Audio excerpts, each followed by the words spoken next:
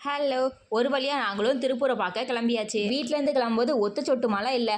ஆனால் அங்கேருந்து வர வர அப்படின்னு ஹைவேஸ்லேயும் பைபாஸ்லையும் சரியான மழை. என்னமோ பாதி தூரம் மட்டும் தான் மழை பெஞ்சுது. அதனால சரி அப்படின்னு சொல்லிட்டு கரெக்டாக ஒரு மதுரை கிட்ட போனது இந்த டீ எல்லாம் குடிக்கல அப்படின்னு சொல்லிட்டு டீ பிரேக்லாம் எடுத்துகிட்டு அதுக்கப்புறம் அப்படியே போயிட்டு இருந்தோம். எல்லா டைமே காரில் போனால் நான் தான் வாங்கி எடுப்பேன். இந்த டைம் வெறும் இதில் 2 பசங்களும் வாங்கி எடுத்துகிட்டு கிடந்தானுங்க.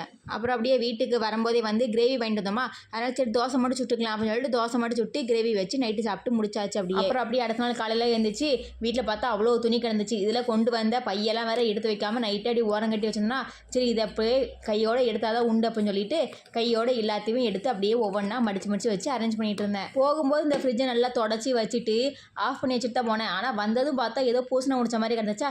சரி அதையும் அப்படியே தொடச்சி விட்டுலான்னு சொல்லிட்டு ஃப்ரிட்ஜையும் நல்லா தொடச்சி விட்டாச்சு. இந்த வேலையெல்லாம் முடிக்கிறதுக்கே மணி 12:30 கிட்ட ஆகிட்டா. சரி அதுக்கப்புறம் சாப்பாடு செஞ்சுட்டு மதியம் சாப்பிட்டு தூங்கி எழுந்திரிச்சதுக்கப்புறம் சாயந்தரமாக செய்யலாம் அப்படின்னு சொல்லிட்டு மதிய சாப்பாட்டுக்கு வந்து சிம்பிளாக சாப்பாடு, ரசம், அப்புறம் முட்டை புரிஜி இது மட்டும்தான் பண்ணேன். இந்த வெங்காயம், தக்காளி, காய் அதெல்லாம் வெட்டுறதுக்கு வந்து ஊர்லேருந்து எங்கள் மைனி ஒரு இந்த காய் கட்டுறதுல அதை கொடுத்து விட்டுருந்துச்சா.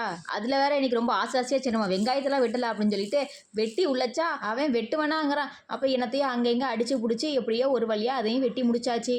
Okay bye.